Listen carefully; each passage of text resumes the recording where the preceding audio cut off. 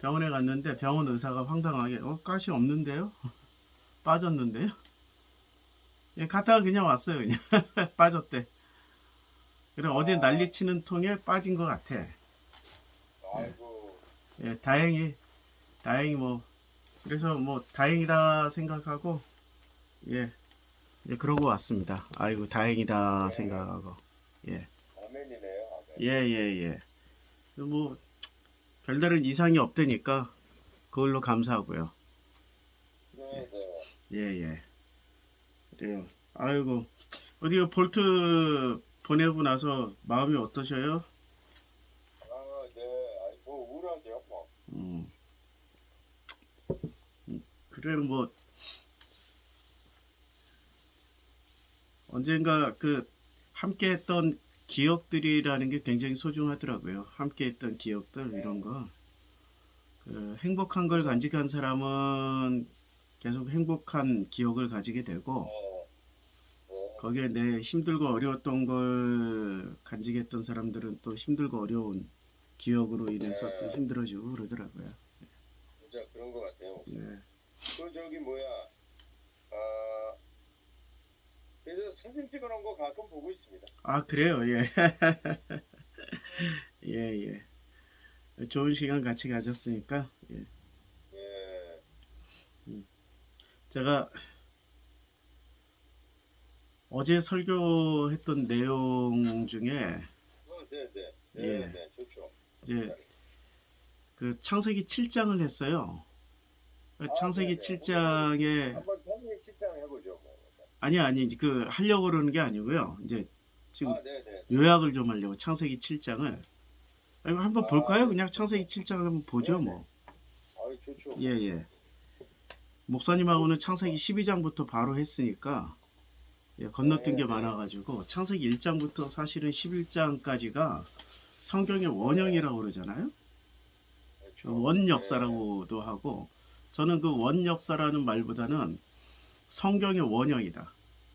그 네. 여호와를 직접 만날 수 있는 성경이 창세기 1장부터 11장 이렇게 12장 어, 직전까지다라고 저는 그렇게 읽고 있거든요. 근데 창세기 7장에 보면 굉장히 중요한 정보들을 많이 주십니다.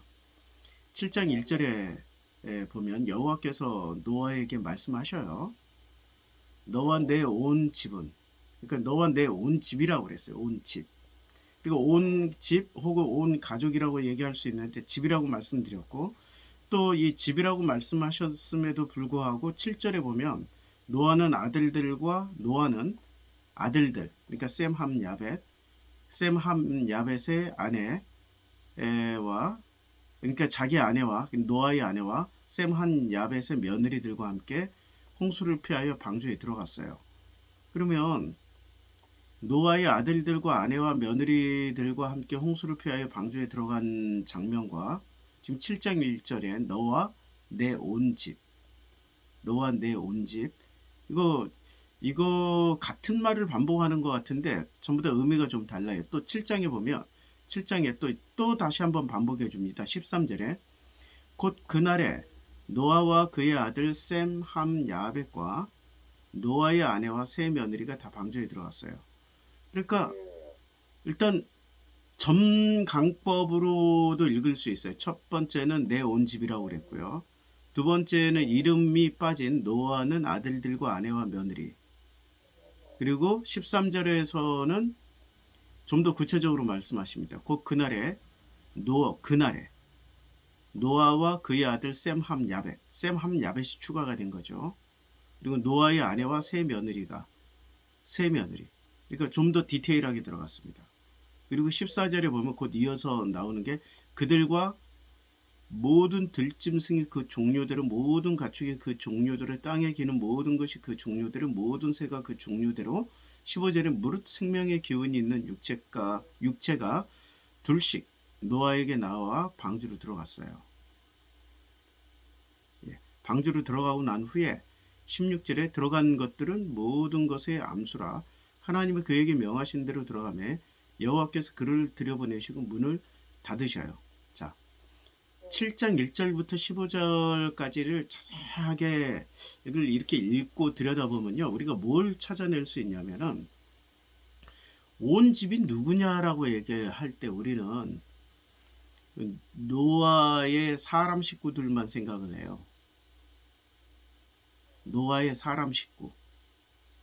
그런데 사람 식구라고 말하려면 처음부터 7절과 13절의 내용들을 점차 소개할 필요가 없습니다.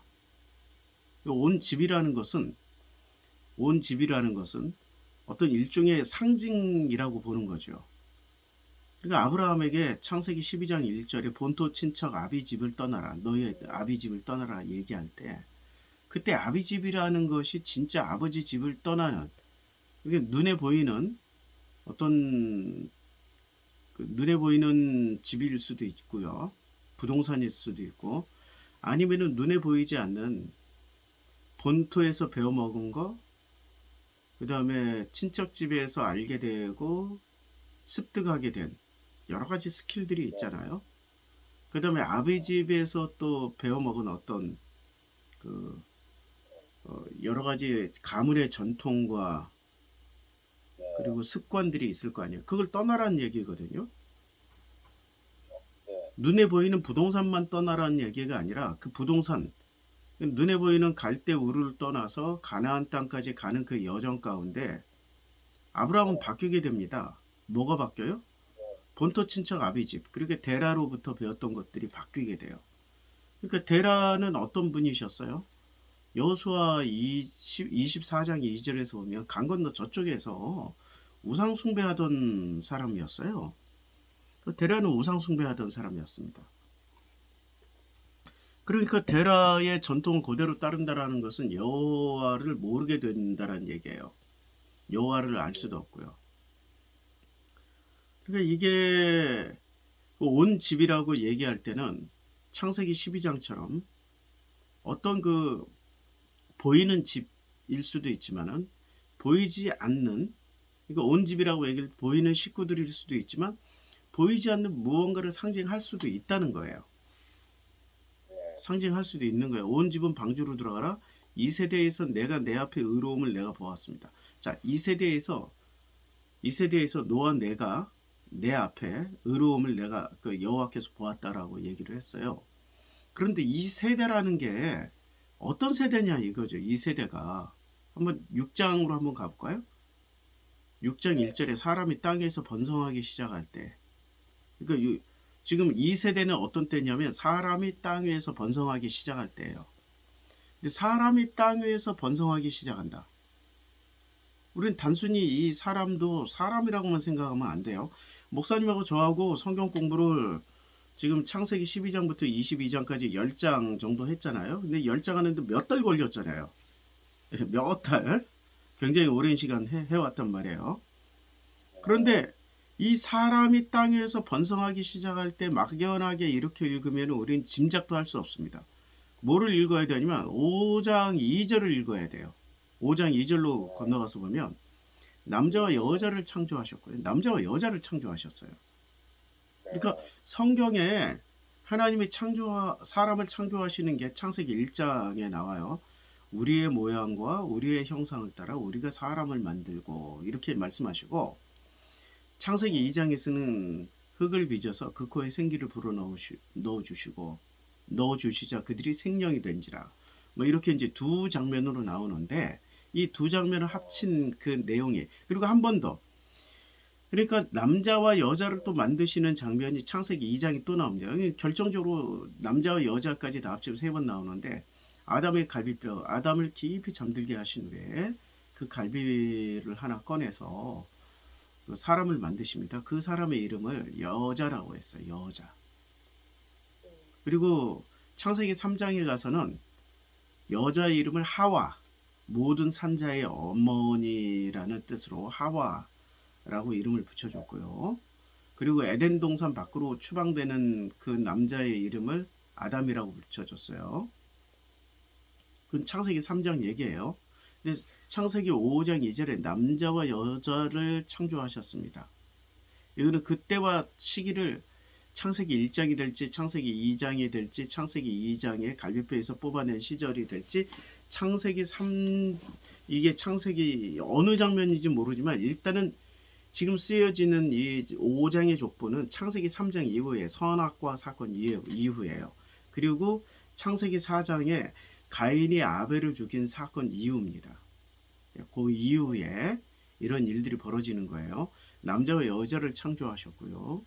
그들이 창조되던 날엔 창세기 1장도 있고 창세기 2장에 2장도 있고 창세기 2장에 여자가 또 별도로 만들어지는 그 사건들. 그들이 창조되던 날에 그냥 다 합쳐서 이해를 해보자고요. 그들이 창조되던 날에 하나님이 그들에게 복을 주셨어요. 복을 주셨어요.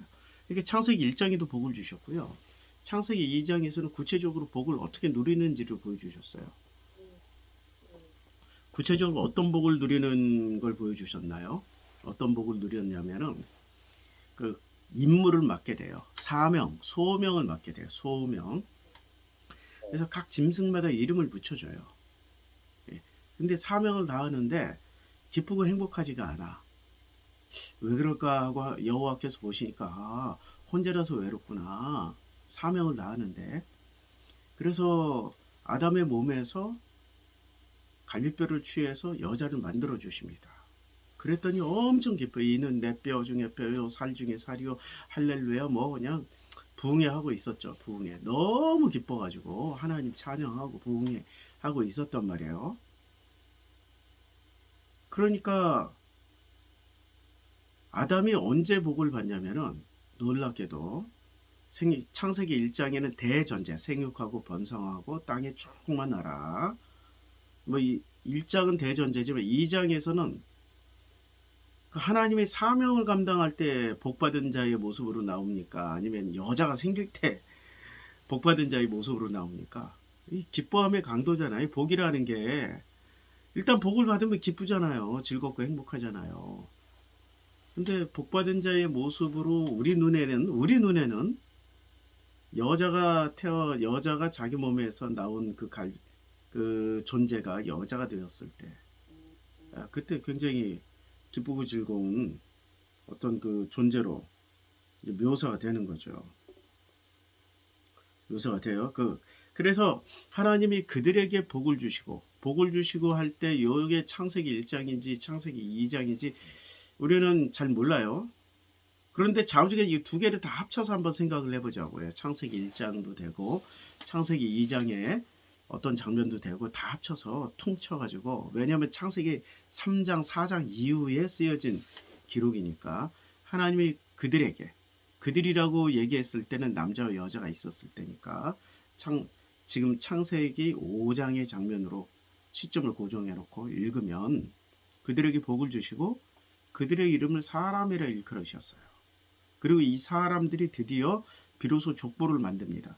아담은 130세 자기 모양 자기의 형상과 같은 아들을 낳아 이름을 셋이라 하였고 셋을 낳은 후 800년을 지내며 자녀를 낳았으며 그는 930세를 살고 죽었더라. 그럼 여기에 창세기 5장의 족보가 비로소 사람의 족보예요. 맞죠?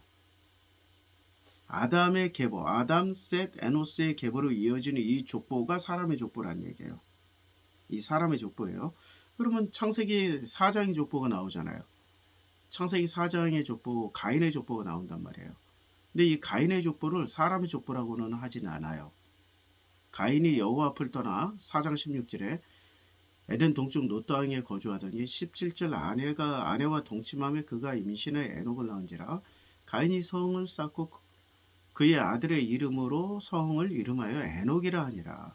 에녹이 이랏을 낳고 이랏은 무이아를 낳고 무이아는 무드사이를 낳고 무드사이를 라멕을 낳았더라라고 이렇게 나와요. 이렇게 창세기 4장의 족보를 사람의 족보라고 하지 않아요.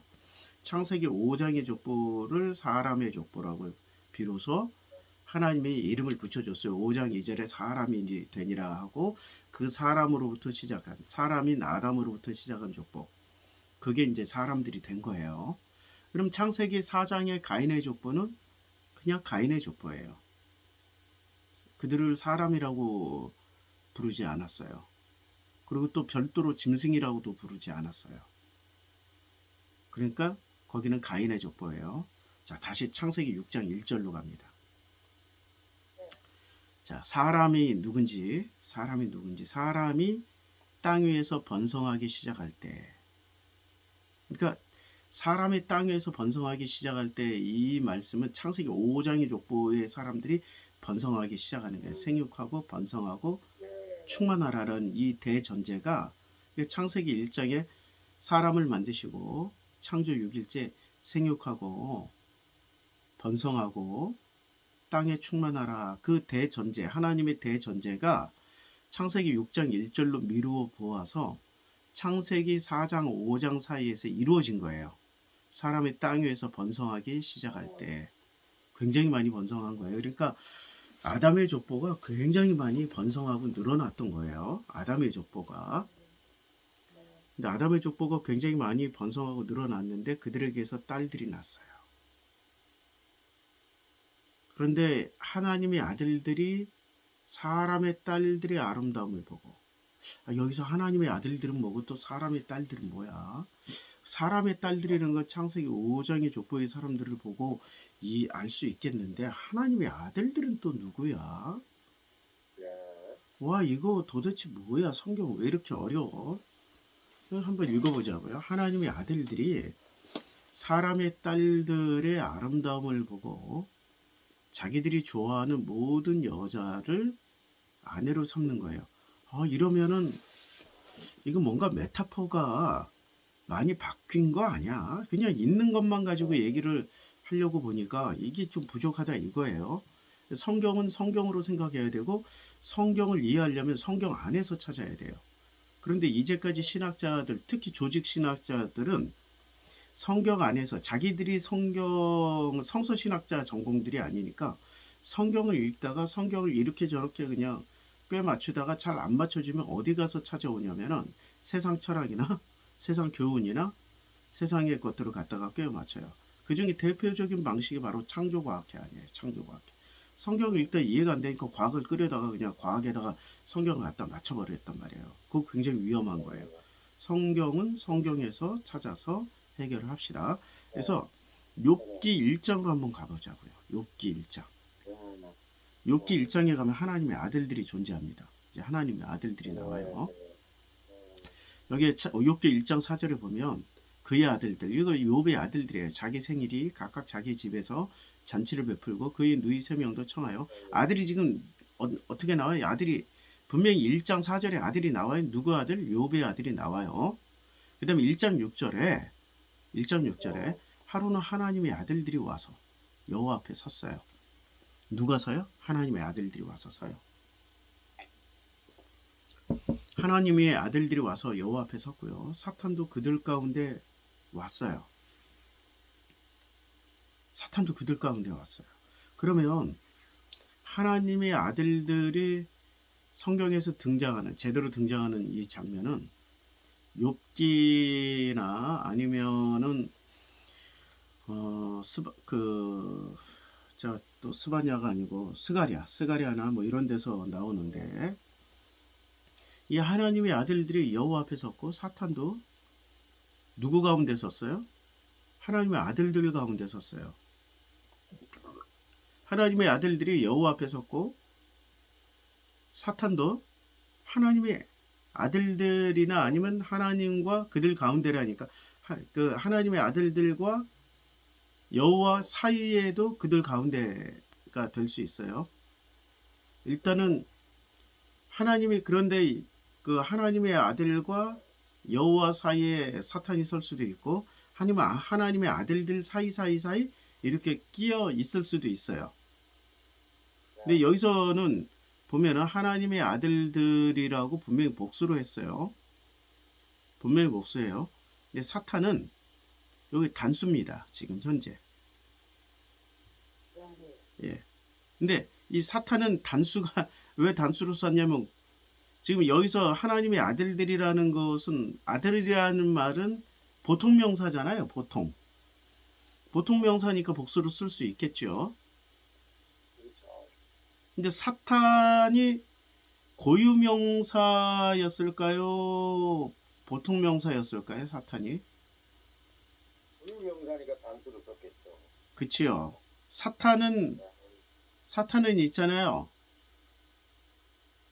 그 고유명사로 쓰지 않고 우리 기독교에서는 고유명사로 쓰나요? 아니면은 보통 명사로 쓰나요? 사탄을 어떤 인격체로 쓰나요? 아니면 사탄이 어떤 그 보통 명사처럼 나무 보통 명사잖아요. 근데 나무 안에는 수십, 수백, 수천, 수만 종의 나무가 들어가 있단 말이에요. 그렇죠. 사탄도 인격체로 안 쓰죠. 그렇죠. 근데 음, 사탄도 사탄이라는 그 사탄이라는 이 명사 그 보통 명사나 집합 명사로 쓰여질 수 있지만 이게 고유 명사가 언제 됐냐 이거야. 지금 단수로 쓴 건 고유 명사란 말이야. 네. 근데 고유 명사라도 이게 지금 사탄이 단수로 쓰여지니까 하나야 하나. 어, 하나님의 아들들처럼 사탄들이 온 게 아니야. 음, 그러니까 숫자는 하나님의 아들들이 훨씬 많아요. 네. 하나님의 아들들이 훨씬 많고 사탄이 하나님의 아들들 사이에 있든지 하나님 아들들과 여호와 사이에 있든지 사탄이 여호와께 대답하여 이르되 땅을 두루도라. 이제 아니 6절 했죠. 여호와 앞에 섰고 사탄도 그들 가운데 왔어요. 여호와께서 사탄에게 이르시되 야 내가 어디서 왔느냐? 그랬더니 사탄이 여호와께 대답하여 이르되 땅을 돌아 여기저기 다녀왔나이다. 여호와께서 사탄에게 이르시되 그러니까 단수로 쓰여진 게 맞죠. 지금 사탄 지금 하나하고만 얘기하고 있잖아. 사탄들하고 얘기하고 있는 게 아니라 사탄 하나하고만 얘기하고 여호와께서 사탄에게 이르시되 내가 내 종 욥을 주의하여서 보았느냐 그와 같이 온전하고 정직하여 하나님을 경외하며 악에서 떠난 자는 세상에 없다. 이 사탄이 여호와께 대답하여 이르되 욥이 없지 까닭없이 하나님을 경외하리까. 이렇게 얘기를 하는 이 장면에서 우리는 뭐를 느끼냐면 하나님이 사탄을 적대시하거나 사탄이 하나님을 지금 적대시하는 장면이 나옵니까? 그냥 저 흔한 사람 동네 이웃 주민처럼 얘기해요. 아 그렇죠. 그냥 자기 아들들 중에 하나처럼 얘기하잖아요. 네. 아들 중에 하나처럼 얘기한단 말이에요. 아들들과 섞여 있고. 이 장면을 잘 보라고. 이게 우리라고요. 우리라는 말은 하나님, 예수님, 성령님만 모아서 우리가 된 게 아니라 지금 이 장면은 하나님, 하나님의 아들들, 사탄까지 합쳐서 우리가 된 거예요. 우리의 대화예요. 우리의 대화. 심판하거나 저주하거나 적대시하거나 싸우거나 하는 장면이 안 나온다고요. 있는 그대로 읽어보자고요. 그냥 하나님이 말씀하시니까 대답하고 하나님한테 허락을 받으니까 또 허락 받은 대로만 해. 자, 10절 주께서 그와 그의 집과 그의 모든 소유물을 울타리로 두르심 때문에 그가 하나님을 경외하고 하나님을 존경하는 거 아닙니까? 그래서 주의 손을 펴서 그러니까 사탄에게 능력이 있는 게 아니라 주님이 능력이 있는 거예요. 사탄은 아무 능력 없어요. 주의 손을 펴서 그의 소유물을 치면 틀림없이 주를 향하여 욕하지 않겠나이까. 근데 이 사탄의 이 말이 사실이에요? 거짓이에요? 사실이란 말이에요. 사실이 됐잖아요. 그래서 42장 마지막 장 가서 회개하잖아요. 욥이 회개하잖아. 그치요? 그러니까 이 말 사실이에요. 거짓말이 아니에요. 지금 사탄은 거짓말하고 욕하고 꾸지 뭐라 그럴까 하나님과 대적하고 하나님과 싸우고 하나님을 폄훼하고 하나님을 괴롭히고 아니 그걸 사탄이라고 가르치는데 원래 구약 성경은 그런 존재로 말하지 않아요. 그러면 우리가 알고 있는 사탄의 모습 하나님과 대적하고 하나님과 싸우고 하나님을 괴롭히고 하나님 외에 다른 세상을 만들려고 그러고 자기가 창조주 대신 그냥 창조주처럼 행세하려고 하고 뭐 이런 일들을 부지런히 하려고 하는 걸 우리는 사탄이라고 그렇게 배웠잖아요. 그럼 이거 어디서 배운 거예요? 원래 구약의 개념이에요? 아니면은 조로아스터교에서 들어온 거예요? 이게 조로아스터교에서 들어온 거예요. 우리가 기독교에서 배웠던 사탄의 개념은 원래 구약 성경에서 모세오경에서 말씀하시는 사탄의 개념이 아니라 조로아스터교가 주장하는 빛의 반대 어둠, 하나님의 반대 사탄, 천사의 반대 마귀의 개념으로 죄와 어둠의 개념을 가지고 빛을 적대시하는, 빛과 싸우고 있는 그런 개념으로 만들어 놓은 조로아스터교의 교리를 우리는 이제까지 배웠던 거예요. 잘못 배운 거예요. 우리는 원래 성경에 있는 사탄을 배운 게 아니라 조로아스터교를 배웠어요. 1장 12절 여호와께서 사탄에게 말씀하셔요. 내가 그의 소유물을 다 내 손에 맡긴다. 아니 사탄이 말한다고 말을 들어주시는 하나님은 또 뭐야? 사탄에게 누구를 맡겨버리는 거예요? 욥을 맡겨버리는 거예요. 아니 우리는 이걸 신약 성경 기독교인으로서는 이거 상상도 할 수 없는 일이에요. 사탄이 이런 말을 하면은 어떻게 해야 돼요? 예수의 말씀 우리가 이제까지 기독교에서 배웠던 그 복음이라고 하는 그 패턴대로 하면은 예수의 보혈로 사탄을 물려주시고 예수께서 그 중재자가 되셔가지고 감히 내 놈이 그런 말을 할 수 있느냐 떠나라 뭐 이렇게 예수가 아버지 앞에 하나님의 아들들의 역할을 좀 해줘야 돼. 하나님의 아들들을 대표해서 사탄 내 놈이 하는 말이 정말이냐 사실이냐 맞냐 증거를 내고 내가 잘못 봤다 하고 변호해주는 욥을 변호해주고 나를 변호해주는 변호사 예수를 우리는 그렇게 배웠잖아요. 변호사 예수로 그렇게 배웠는데 지금 여기서 장면은요. 하나님의 아들들이 침묵하고 있습니다. 하나님의 아들들이 침묵하고 있잖아요. 내가 그의 소유물을 다 내 손에 맡겨놓으라.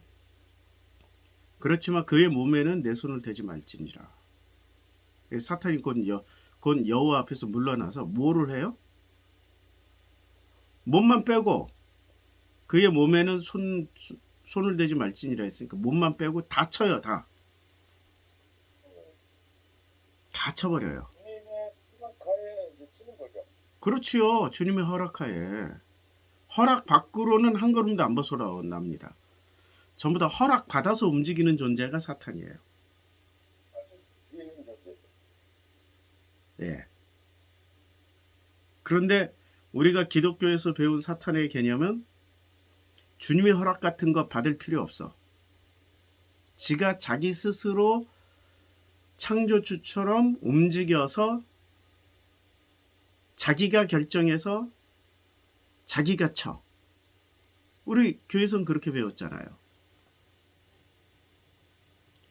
그러니까 구약 성경은 어떻게 얘기해 주냐면 사탄도 피조물이야. 하나님의 아들들도 피조물이고 사탄도 피조물이에요. 하나님의 아들들이 하나님이 아니라고. 요 장면은. 그리고 하나님의 아들들은 침묵해. 자, 다시 창세기 4장으로 가봅시다. 이 장면을 이해하기 위해서 저도 굉장히 많은 기도하며 이 상고하며 책을 읽어보며 엄청난 자료들을 찾아보며 심지어는 고대 그 문헌까지 이란까지 가서 박물관 가서 뒤져보고 이집트에 알렉산드리아 도서관에 처박혀서 자료 다 찾아봤다는 거 아니에요. 뭐 신학 공부 한국에서 했던 신학 공부는 말할 것도 없고 제가 거의 한 1년 동안은 광화문에 생명의 말씀사가 있습니다. 거기 굉장히 큰 대형 기독교 서점이잖아요. 광화문에 있는 생명의 말씀사가. 광화문에 있으니까. 거기에 1년 동안 아침에 출근해서 10시 문땡 열 때 출근해가지고 문 닫기 전까지 거기에 그냥 거기는 책 읽을 수 있게 해놨어요. 뭐 책을 살 형편이 안 되니까 거기서 책을 엄청나게 읽었습니다. 제가 속도 가잖아요. 이렇게 읽잖아 성경을. 그래서 계속 한쪽으로는 속도 가면서 이렇게 양손으로 하면은 이런 거죠. 한쪽으로 넘겨가면서 한쪽으로는 또 속기도 하잖아. 제가 속기도 이렇게 넘겨가면서 막 속기로 그 중요한 내용들을 써가면서 하루에 적게는 5권, 많게는 몇십 권까지. 왜냐면 얇은 책도 있으니까. 그렇게 해서 어마어마하게 책을 읽고 그것도 부족하니까 CBS에 있는 그 CBS에 또 CBS에 그 서점이 있어요. 예, 예, 예. 거기는 주로 이제 목회자들이 오니까 주석서라든지 전문 신학 그 굉장히 두꺼운 주석서들 그 생명 말씀사에 없는 책들 많이 갖다 놔요. 거기 가서도 계속 뒤지면서 공부했어요. 그리고 저희 집이 그 홍제동이니까 교보문고까지 걸어가고 그때는 종로서적도 있었어요. 교보문고나 이런 대형 서점에 가서 책을 찾아보면서 계속 읽었어요. 그 몇 년 동안 한 3년 동안 그렇게 계속 공부를 했어요. 그게 어디서부터 어디까지 읽었냐면 창세기 1장부터 12장까지만 계속 그렇게 했어요. 그게 쌓여서 지금 나오기 시작하는 겁니다. 그게 쌓이니까 한 15년쯤 되니까 이게 잘 익어서 숙성해서 나오는데 이제 창세기 4장을 읽어봐요. 4장에 가인의 족보가 나오잖아요. 이 가인은 말이 많아요. 잘 보면 가인은 진짜 말이 많아요. 아까 특징이 하나님의 아들들은 말이 없잖아요. 욥기 1장에서 보면 하나님의 아들들은 말이 없는데 말이 많은 게 누구였어요? 사탄이었죠. 자, 예, 예. 그래서 창세기 4장에 보면 가인이 했던 말만 한번 다 뽑아보자고요. 가인이 뭐라고 그랬냐면 7절에 내가 분하면 어찌 됨이냐 안색이 변하면 어찌 됨이냐 했더니 내가 선을 행하면 어찌 낯을 들지 못하겠느냐 죄가 너를 원하나 너는 죄를 다스릴지니라 했더니 가인이 그의 아우 아벨에게 말하고 그들이 들어있을 때 가인이 그의 아우 아벨을 쳐 죽였어요. 그러니까 죄를 못 다스리는 거예요. 다스리지 못한 존재예요. 죄를 다스리지 못한 거예요. 근데 이때 죄가 우리는 살인이라는 죄의 결과물만 봐요. 때려 죽인 살인. 근데 왜 때려 죽였어요? 살인의 동기부여, 살인의 원인을 찾아야 될 거 아니에요. 살인의 이유. 살인의 이유가 뭐라고 생각하세요, 목사님? 저는 그 분노. 분노. 그리고 왜 분노가 일어났을까요? 그 이제 하나님이 자신에 대한 그 이제 비교하는 것에서 오는 분노. 그러니까 자기 아까 목사님 힌트 줬잖아요. 죄를 다스릴 수 없는. 예. 그러니까 죄라는 게 근본적으로 때려 죽인 게 죄가 아니고요. 그 이전에 죄가 있었다라는 얘기예요. 왜냐면 때려 죽이기 전에 죄라고 얘기를 했으니까. 그렇죠. 그러니까 때려 죽인 거는 죄의 결과물일 뿐이야. 그 자체가 먼저 죄가 아니야. 우선되는 죄가 아니고. 아들 선악지식의 어떤 그 죄 아닐까요? 맞죠? 그러니까 선악지식으로 자기 오름이 깨진 거예요. 자기 오름을 유지하기 위해서. 자기가 옳다라고 할 때 사람을 죽이지 자기가 잘못됐다 할 때 사람 죽이는 거 아니에요. 연쇄살인범들의 특징이 뭐예요? 그 사이코패스들의 특징 내가 다시 태어나도 내가 사형 선고받고 죽었다가 다시 태어난다 하면은 다시 태어나도 나는 너 반드시 죽일 거야. 죽인 놈 또 죽이겠다고 얘기하는 거예요. 그게 정남교였고요. 그게 뭐 몇 년 전에 호텔에 누구 아주 잔인하게 살인해 강에다 버린 놈이 있어요. 그놈이 왜 그런 얘기를 했냐면은 자기를 모욕했다는 거야. 감히 네가 나를 모욕해? 내가 그렇게 우습게 보였어? 내가 지금 이게 모텔에서 내가 지금 이 카운터 보고 있는 내가 그렇게 우스워? 너는 인격 모독을 했어. 넌 사람을 멸시했어. 넌 사람을 우습게 여겼어. 사람을 우습게 여긴 너는 죽어도 마땅해. 하고 자기가 스스로 심판자가 돼서 스스로 심판을 해버린 거예요. 맞죠? 그럼 가인이 그 짓을 한 거야. 네. 근데 심판은 누가 하는 거예요? 하나님만이 하시는 거잖아요. 심판에 끼어든 가인 자신이 심판할 자격이 돼야 안 돼요. 피조물은 자격이 안 돼. 그런데 스스로가 심판을 집행해 버렸어. 아니, 심판을 집행한 게 때려 죽인 사건이고 그 심판을 집행하기 직전까지 가지고 있었던 거를 여호와는 죄라고 그래요. 그러면 심판을 집행하기 직전까지 가지고 있었던 게 뭐였어요? 결국 보여지는 것은 분노야. 그런데 그 원인은 뭐야? 분노의 원인, 자기의 오름이야. 자기의 오름이 깨지는 순간 네가 감히 나를 모욕해? 네가 감히 나를 우습게 여겨? 네가 감히 나를 우습게 만들었어? 너 때문에 내가 지금 얼마나 초라해진지 알아? 이런 걸 못 견디는 거야 지금. 그게 죄라는 거야. 그게 자기 오름에서 나오는 그 주장이에요. 그러면 아까 욥기 1장에서 보여줬던 하나님의 아들들은 침묵하고 가만히 있어요. 맞죠? 침묵하고 가만히 있어. 어떤 주장도 하지 않아. 그런데 한마디 할 법도 해. 사탄이 이런 말도 안 되는 무슨 어떤 소리를 계속 하고 있는데, 아유, 아버지, 아들들이니까, 하나님의 아들들이니까, 아버지, 사탄이가 저거 하는 말 한번 잘 잘 한번 되짚어 보면 허점이 있지 않을까요? 뭔가 사심이 들어가지 않았을까요? 뭔가 저 목적이 의심스럽네요. 이런 말 할 법도 하잖아요. 그 말 한마디도 안 해. 욥기 끝날 때까지 하나님의 아들들은 단 한마디도 안 해. 오직 말하는 사람은 누구냐면 욥기에서 말하고 있는 분은 하나님. 욥기 전체를 통틀어 가지고 말하는 사람은 몇 사람 안 돼요. 그렇게 긴 성경인데 1장부터 42장까지 있는 또 길이도 얼마나 길어. 본문마다 1장부터 42장까지인데 말하는 존재는 다 정해져 있어요. 하나님이 말씀하시고요. 사탄이 말하고요. 욥이 말하고요. 욥의 세 친구들이 말하고요. 그 다음에 누구예요? 욥의 세 친구하고 또 플러스 알파 친구 있잖아요. 내 이름이 갑자기 생각이 안 나. 그 친구가 말하고요. 욥의 아내가 말합니다. 욥의 아내는 짧게 한마디 합니다. 너도 하나님 저주하고 떠나.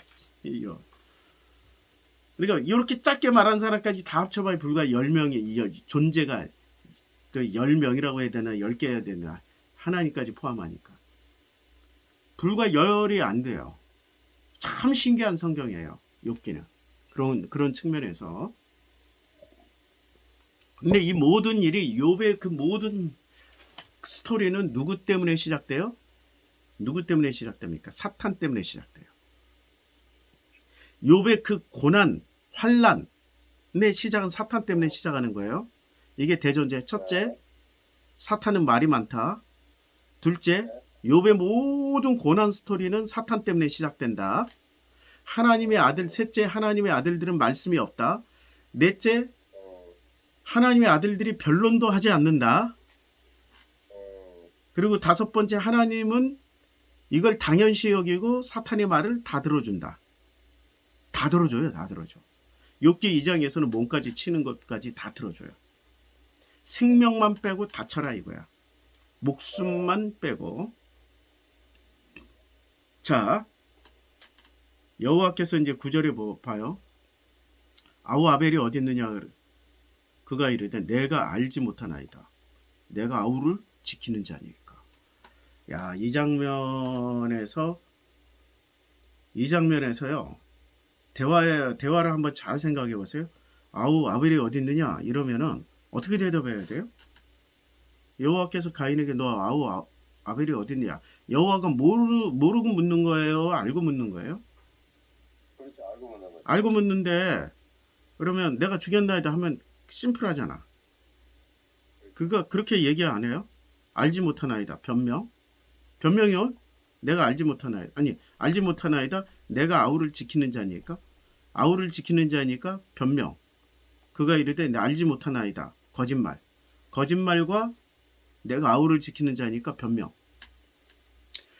혹시 그 마인드 헌터라고 영화 보셨나요? 그 넷플릭스 시리즈예요. 1편이 정말 제일 인상 깊어요.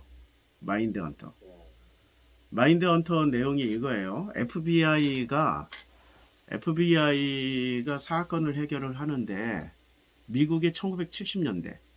근데 연쇄살인범들은 계속 나오는데 테디 번디 무슨 뭐 70년대에 아주 유명한 연쇄살인범들 많이 나왔단 말이에요. 근데 이 연쇄살인범을 찾아내고 잡아내고 신문을 하기 범죄 자백을 받아내야 되는데 너무나도 데이터가 없는 거야. 그래서 그걸 위해서 그 범죄 심리학부라는 것을 만듭니다. FBI에서. 그 범죄 심리학부가 나중에 뭐로 발전하면 프로파일러로 발전을 해요. 전문 프로파일러. 그래서 그 사람들이 연쇄살인범, 그러니까 사이코패스들을 만나서 인터뷰하는 그 장면들이 계속 이어지는 영화인데요. 여기서 사이코패스의 핵심, 뭐냐? 절대 묻는 말에 예, 아니오로 대답 안 합니다. 누구처럼 얘기할까요? 거짓말과 변명. 예, 가인처럼 얘기합니다. 이걸 사이코패스라고 그래요.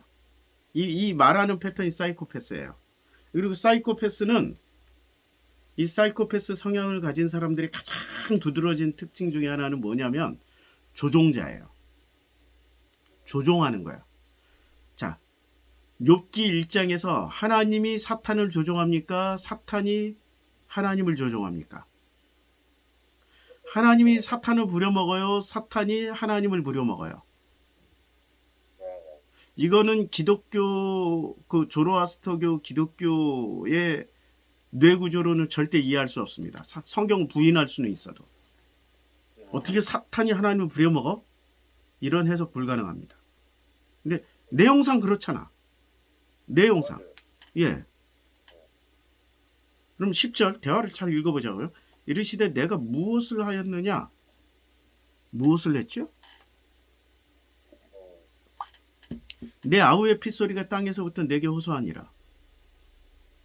땅이 그 입을 벌려 내 손에서부터 내 아우의 피를 받았은즉 내가 땅에서 저주를 받으리라.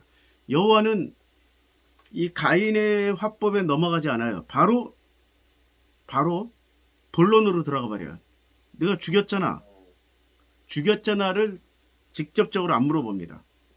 얘기 안 하고 아우의 핏소리가 이미 결론으로 얘기해버려요. 너 죽였지? 이렇게 물어보지 않아요.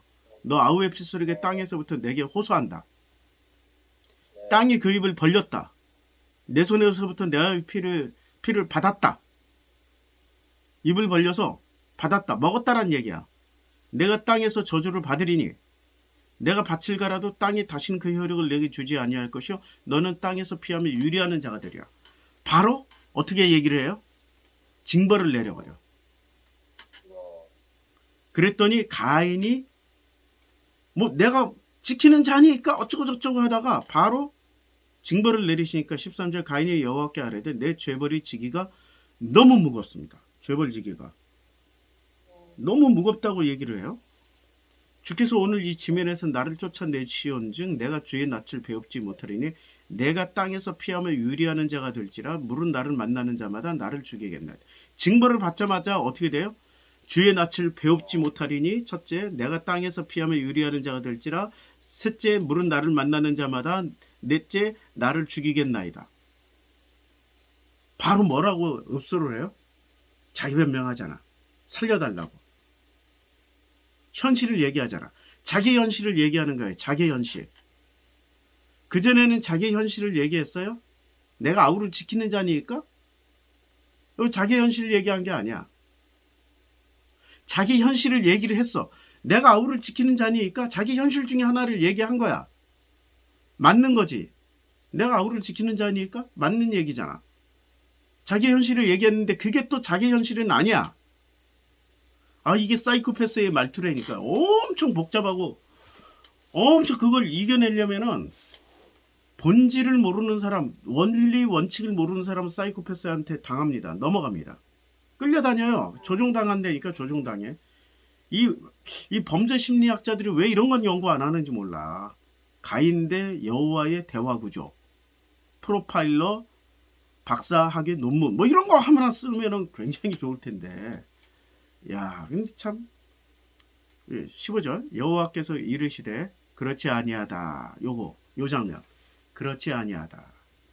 아니 이 정도면은 가인 이 자식아 너는 혼나야 돼. 이놈이 어디서 오냐? 이 자식이 어디서? 이놈 뭐 이렇게 해야 되는데 어떻게 얘기해요? 그렇지 아니하다. 이 장면 이거 어디서 많이 들었던 음성 아니에요? 탕자의 비유에서 큰아들이 둘째에게만 아니 왜 저 자식을 위해서 왜 양도 잡고 손 나를 위해서는 그렇게 베풀어 준 적도 없고 그때 아버지가 뭐라고 말씀하셔요? 같은 맥락이라고 지금. 그렇지 아니하다. 애야 내가 가진 건 전부 내 거야. 그 장자잖아요. 거기도 큰아들 가인도 장자잖아요. 큰아들. 그렇지 아니하다. 가인을 죽이는 자는 벌을 7배나 받으리라 하시고 가인에게 표를 주사 그를 만나는 모든 사람에게서 죽임을 면케 해줘요.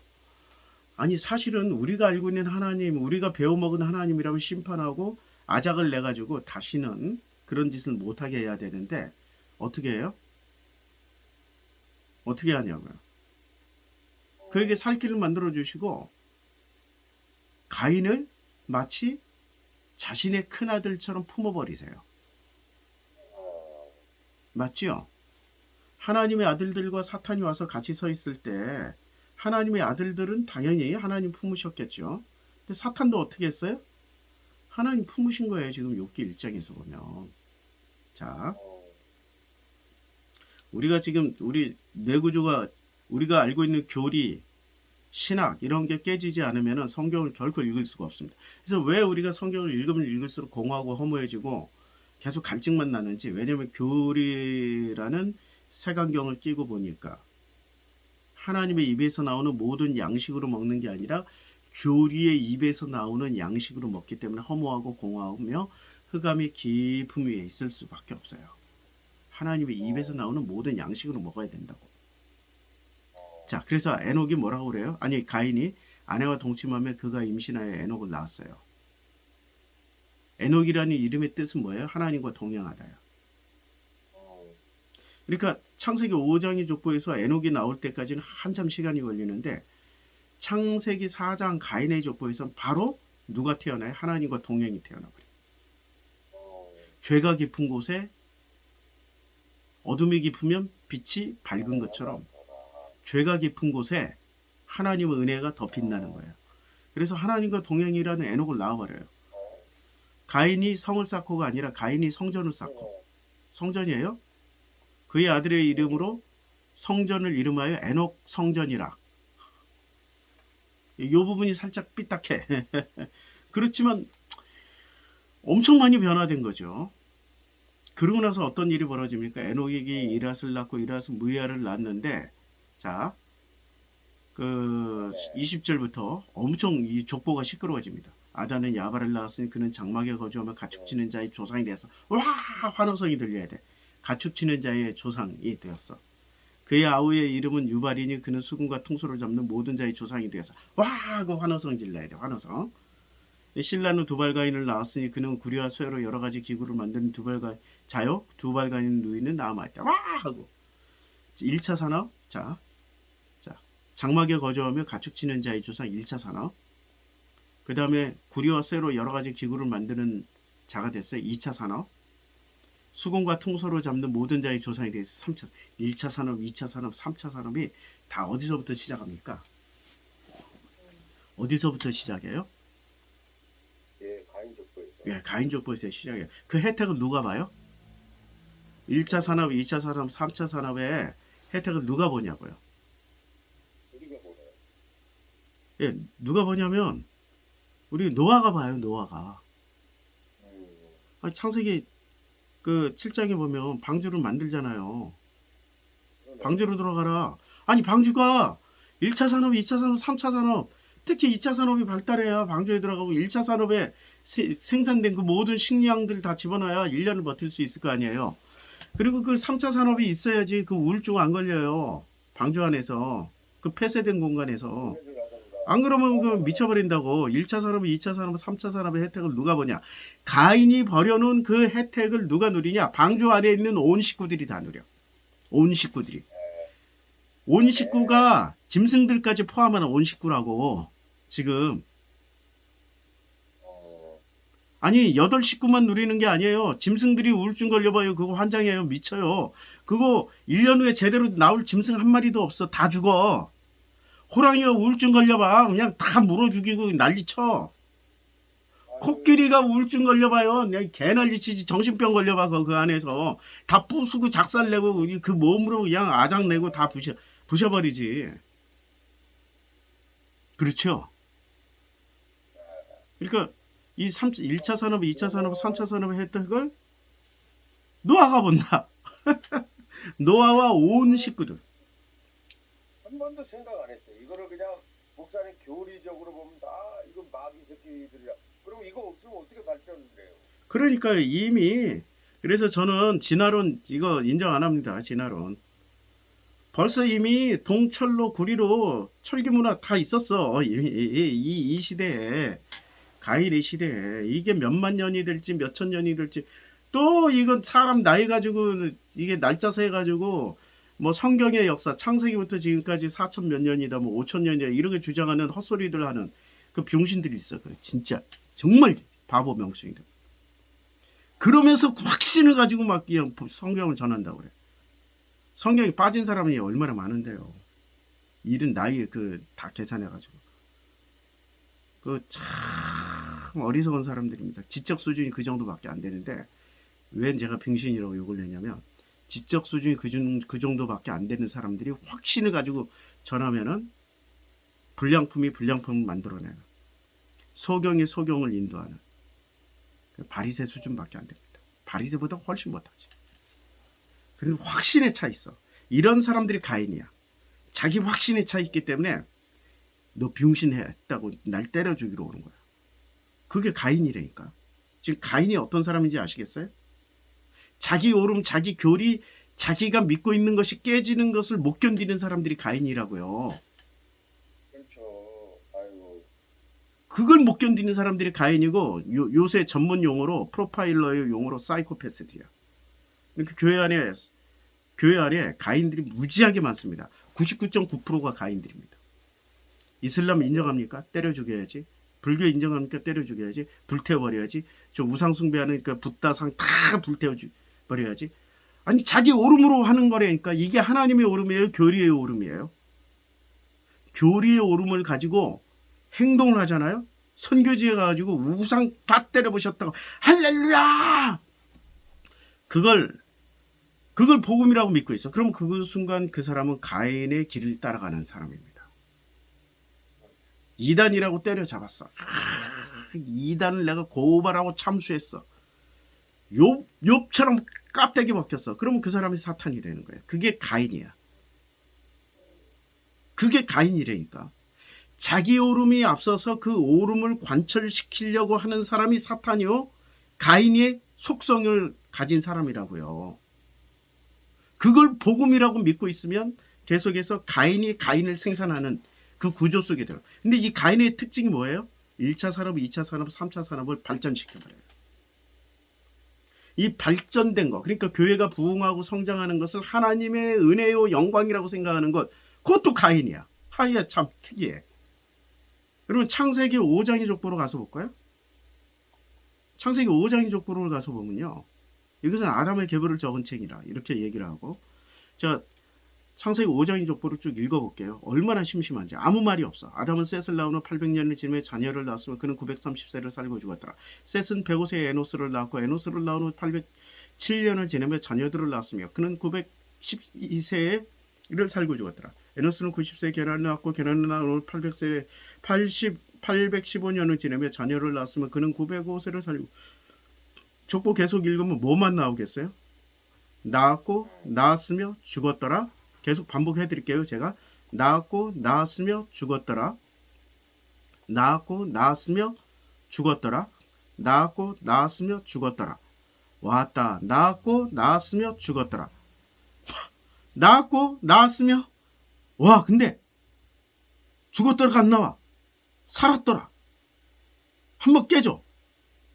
아니 낳았고 낳았고 죽었더라, 낳았고 낳았으며 죽었더라가 지금 5장 23절에 가서 낳았고 낳았으며 죽었더라가 나와야 되는데 살았더라가 떡 나와. 누구예요? 에녹이 24절에 에녹이 하나님과. 아니 에녹이 언제 나오냐고. 에녹이 가인은 첫째 아들이 에녹인데 여기는 에녹이 나올 때까지 엄청 오랜 시간이 걸립니다. 엄청 오랜 시간이 걸려요. 그리고 에녹 이후로 어떻게 돼요? 라멕을 낳았고 낳았으며 죽었더라. 에녹 하나만 낳았고 낳았으며 살았더라. 요게 나오고 에녹 이후로부터 낳았고 낳았으며 죽었더라. 그리고 낳고 낳았으며 죽었더라. 이렇게 나와요. 이렇게 창세기 5장의 족보는 말이 있어요, 없어요? 침묵하는 족보야. 창세기 5장은 침묵의 장이야. 침묵의 장. 제가 이름 붙였어. 침묵의 장. 창세기 4장은 부흥의 장. 허벌나게 부흥하는 부흥의 장. 이게 창세기 4장이고 창세기 5장은 침묵의 장입니다. 욥기에서 누가 침묵하고 있어요? 하나님의 아들들이 침묵하고 있죠. 누가 떠벌 하면서 얘기를 합니까? 사탄이 떠벌 하면서 얘기를 하죠. 창세기 4장. 자, 그러면 창세기 6장에 다시 6장.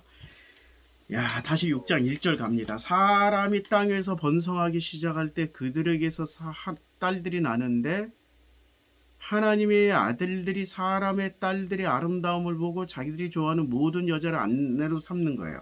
그러면 하나님이 사람이라고 이름 붙여준 거는 5장 2절에서 그 사람들이, 아니 5장에서 그 사람들이 사람이 되었어.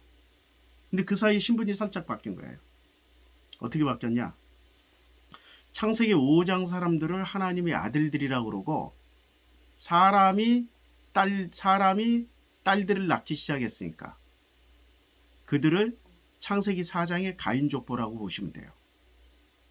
이래서 이거 이해하는데 제가 몇 년 걸렸어요. 문자 그대로 이해하려니 안 되고 이걸 어떻게 해야 될까? 이게 지금 내용상으로 구분을 하지 않으면 안 되겠구나 해서 내용상으로 구분해서 이렇게 이제 찾아낸 겁니다. 뭐 동의 안 하셔도 되고요. 그냥 안 믿으셔도 돼요. 그런데 내용상으로 제가 이제 해석한 내용은 이거예요. 창세기 4장 6장 1절은 창세기 예. 아 그래요? 예. 아이고 감사합니다. 창세기 6장 1절에 사람이 땅에서 번성하기 시작할 때 이거 창세기 4장 족보 사람들을 머릿속에 넣고 생각하면서 읽으면 딱 이해가 돼요. 이들은 번성했어요. 조상들이 됐잖아. 1차 산업, 2차 산업, 3차 산업의 조상들이 됐으니까 엄청 번창할 거 아니에요. 사람이 땅에서 번성하기. 그러니까 그들이 신분 세탁을 한 거예요. 하나님이 사람이라고 불렀던 그 존재로 자신들이 번창하고 잘나고 흥하니까 우리가 하나님의 아들들이야 라고 신분 세탁을 했어.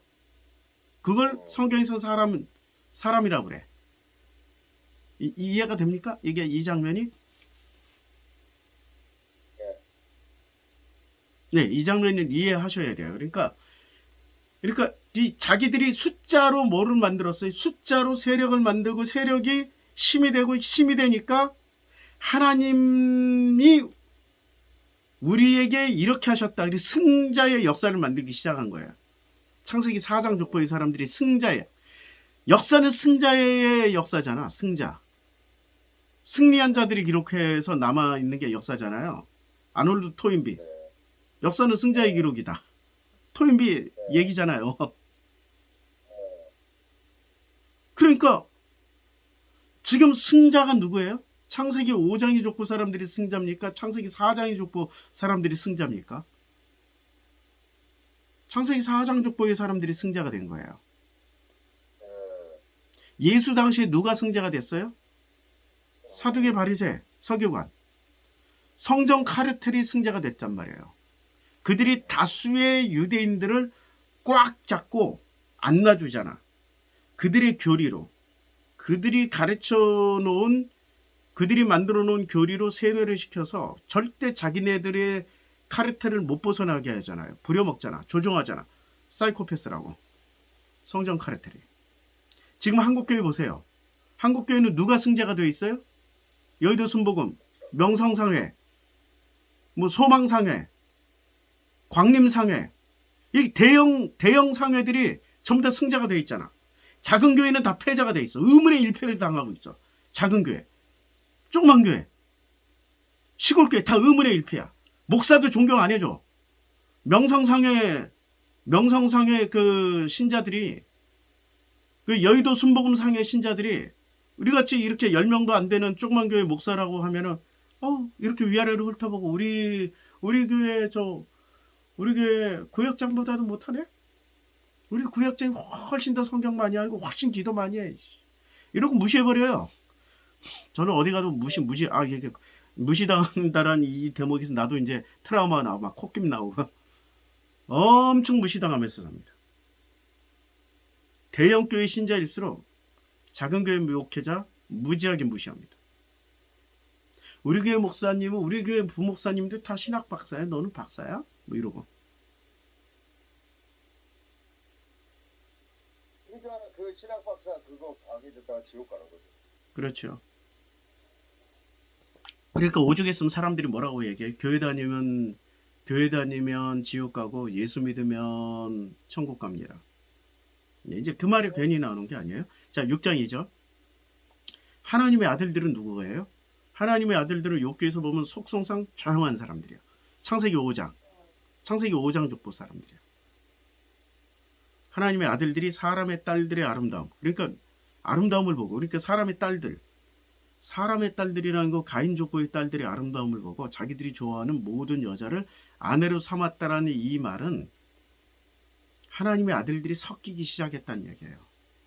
복음의 자리에서 내려와서 부흥과 번영과 성장과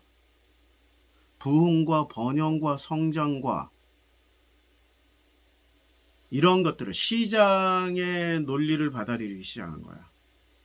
시장에서 누가 그 시장 번영의 회장님이 누가 돼요?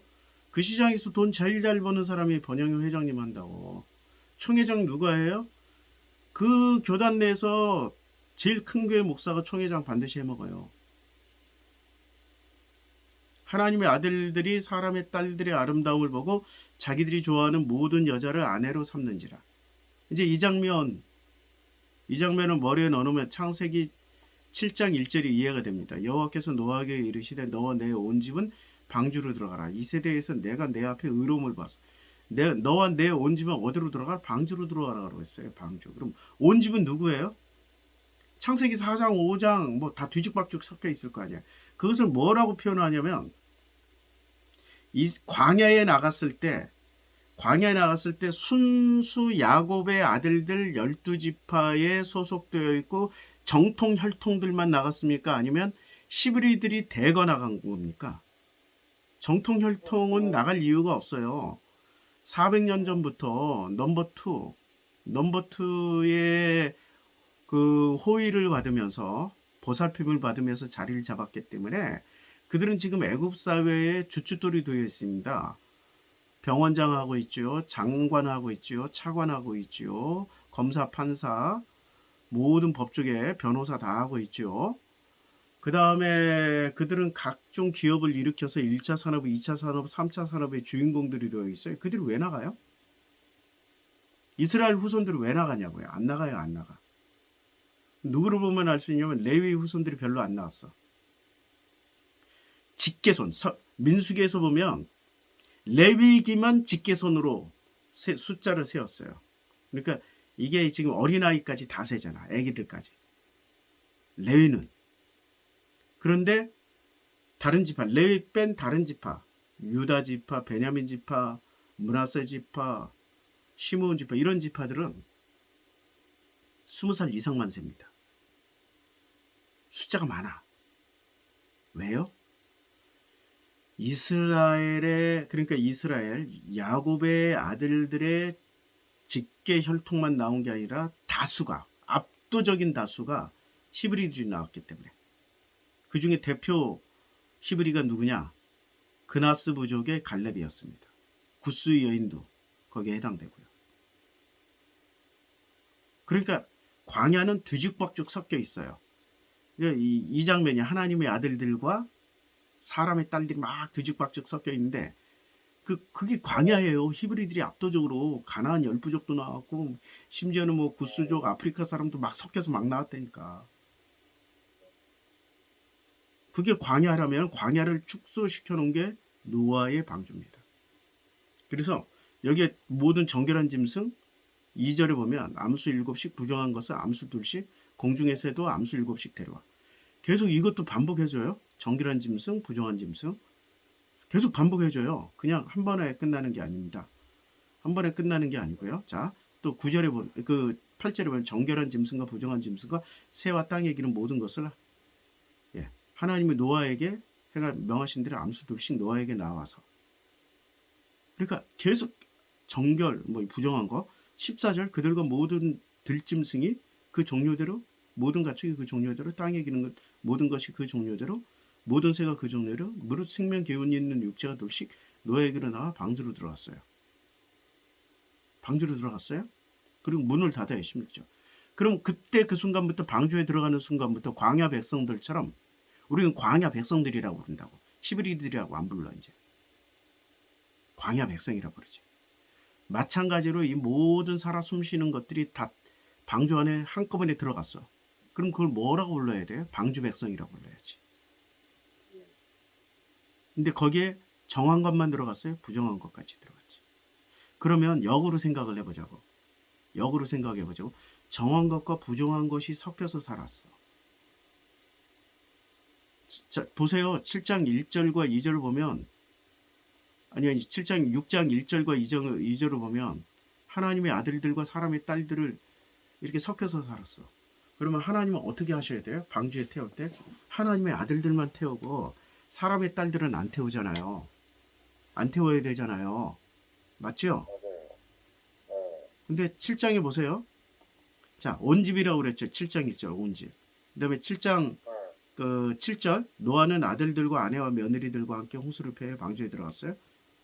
여기 이제 노아는 아들들과 아내와 며느리 요게 추가가 돼요.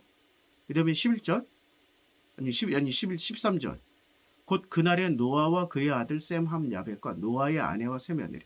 요 별도로 노아와 그의 아들 셈, 함, 야벳과 그 다음에 노아의 아내와 세 며느리. 요거 구분해놨죠. 구분해놨어요. 왜 구분해놨어요? 노아와 아내 셈, 함, 야벳과 그의 아내 이렇게 쓸 수도 있잖아요. 왜 구분해놨어요? 자, 지금 6장 1절 2절을 보면은 이들은 누구랑 결혼했을 확률이 높아요? 사람의 아들들. 그렇죠. 이들이 전부 누구였어요? 노아와 셈, 함, 야벳은 그냥 정통 적자라고 쳐. 하나님의 아들들이라고 쳐. 근데 누구랑 결혼을 했겠냐고. 퍼센테이지로 따졌을 때. 최소한 한 명은 섞여 있을 거 아니야. 다 태웠다니까 방주에. 노아의 아내와 세 며느리가 4명 중에 4명 다 사람의 딸들일 가능성이 높고 뭐 따지기 좋아하는 사람은 한 명도 아니라고 그러면 할 말이 없고 그래도 한 명쯤은 있을 거 아니에요? 다 태웠다니까. 그래서 온 집이라고 표현하는 거야. 온 집. 그리고 정한 짐승, 부정한 짐승도 방주에 나올 때는 정한 놈만 나와야 돼요? 부정한 놈만 나와야 돼요? 정한 놈만 나와야 된다라고 우리는 생각을 한다고요. 정한 놈만. 근데 정한 놈만 나온 게 아니라 자 9장 10절에 보면 9장 너희와 한 모든 생물 곧 너희와 함께 새 가축 땅의 모든 생물에게 세우리니. 언약을 누구하고 세워요? 언약을. 그럼 모든 정한 놈하고만 세워요? 부정한 놈들하고도 같이 세워요? 정한 놈, 부정한 놈 같이 세우는 거예요. 오늘날 교회가 그렇잖아요, 목사님. 정한 사람도 있겠지만 부정한 인간들 더 많잖아요. 예, 그러고 가야 되는데, 그러고 가고 있어요? 이 세상은 부정하다고 세상을 두드러 패자, 불교는 없애자, 이슬람 절대 안 된다, 이러고 가고 있잖아요. 어, 그러니까 이분들은 노아의 방주에 자기들이 방주를 만들면 누구만 태울 거예요? 자기들만 태우게. 예, 기독교인들만 태우는 거지. 그것도 11조 많이 하는 순서대로. 그런데 노아의 방주에는 그런 분들만 탄 게 아니라 다 탔어요, 다. 하나님이 그렇게 태우라고 그랬어. 명령하셨어. 그냥 그렇게 태우라고. 예, 노아의 방주의 새로운 해석입니다. 여기까지 한 시간 넘게 했네요. 아, 설교 또 한 번 더 한 것 같아요. 그러면 목사님 예. 그 노아의 식구들이 이제 탄 건 이해하는데 예, 예. 그러면 밖에 있는 세상의 사람들도 태웠어야 되잖아요. 아, 그럼요. 근데 굳이 안 태웠단 말이에요. 세팅을 다시 한 거죠. 그러니까 상징적으로 밖에 있는 정한 놈, 부정한 놈 다 태웠다라고 얘기하잖아요. 짐승으로. 그렇죠. 뱀도 태웠으니까. 땅에 기어다니는 거. 저 뱀 그 선악과 따먹게 만든 뱀은 태우면 안 되잖아. 다 태웠다니까. 그러니까 하나님의 아들들과 사탄과 여호와가 같이 있었어. 거기가 방주야. 그게 광야고. 그게 지금 우리 현실이에요. 말하던, 예. 이게 이제 구약에 말하던 이건데 결국은 목사님 이런 상태에서 인간은 놔두면 안 되니까 악이 관여를 해가지고 악이 뭐죠? 악. 이게 하나님을 모르는 게 악이죠. 하나님을 모르는 게 아니라 하나님을 안다라고 주장하는 게 악이에요. 자기 오름이 나오는 게 악이라고. 지금 가인에게 얘기했잖아. 하나님을 모르는 게 악이 아니라 하나님을 안다라고 주장하면서 그걸 오름으로 삼아서 남을 때려 죽이는 게 그게 악이라고요. 이게 종교의 전형적인 그거네. 종교의 전형적인 패턴이에요.